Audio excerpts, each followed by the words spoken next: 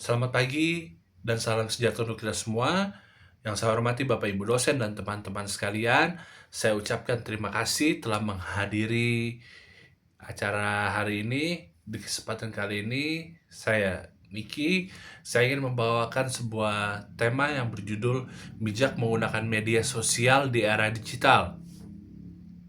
Sebelum saya lanjut membahas tentang tema yang akan saya bawakan lebih jauh, saya ingin memberikan 1 sampai 2 pertanyaan kepada Bapak Ibu dan teman-teman semua yang hadir di sini.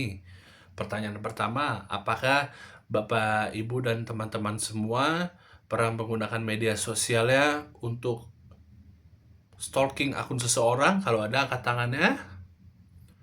Oh, ada ya. Oke, oke. Baik. Pertanyaan kedua, apakah ada di sini dari Bapak Ibu atau teman-teman semuanya yang pernah berniat untuk membuka media sosial selama 5 menit saja tetapi kenyataannya lebih dari 1 jam? Apakah ada tangannya? Oh, lebih banyak ya. Oke, tepuk tangan dulu kita semua. Gak apa-apa, gak apa-apa. Itu artinya media sosial telah menjadi bagian dalam kehidupan kita sehari-hari.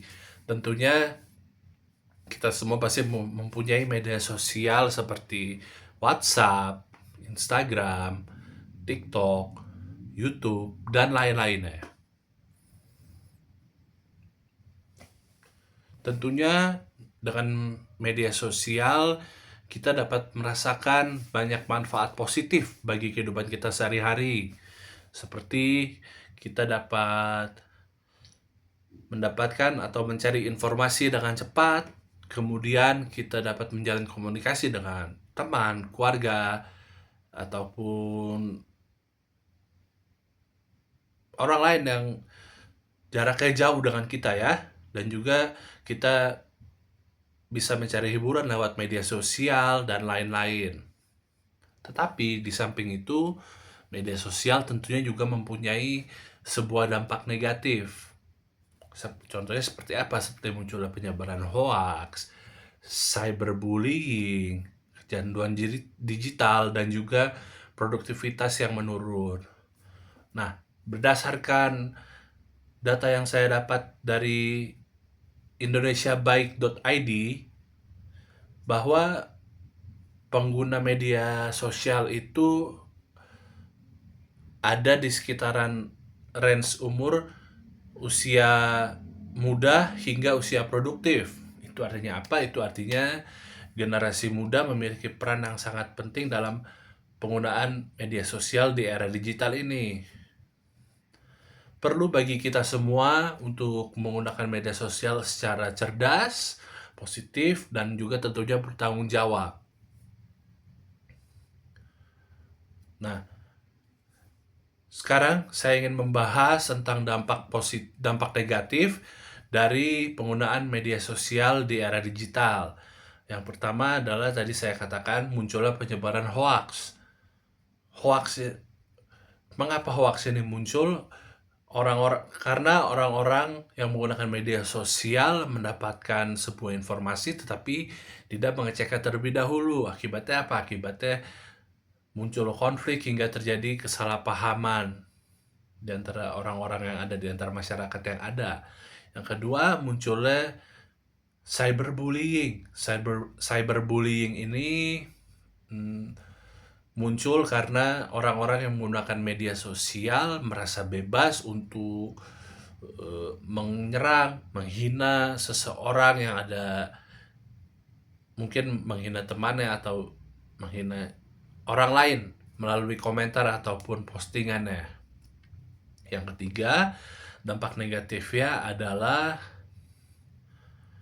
kecanduan digital dan juga menurunnya produktivitas yang terakhir ya.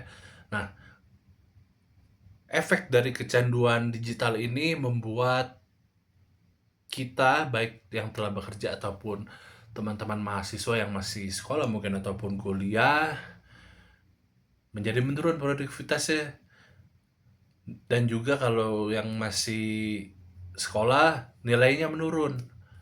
Itu karena kita tidak memaintain dan menggunakan media sosial kita secara bijak. Selanjutnya, setelah dampak positif dan dampak negatif, saya ingin membagikan beberapa tips bagaimana kita dapat menggunakan media sosial kita dengan bijak. Yang pertama, kita harus menggunakan media sosial kita untuk untuk aktivitas-aktivitas yang positif, seperti contohnya kegiatan bisnis ya, dan lain-lain. Yang kedua, kita harus berpikir terlebih dahulu sebelum kita melakukan unggahan atau memposting sebuah foto mungkin atau video atau membuat sebuah caption ya. Nah, kita harus berpikir terlebih dahulu, karena bisa jadi dengan postingan kita itu kita bisa merugikan diri kita sendiri ataupun bahkan merugikan orang lain. Yang ketiga,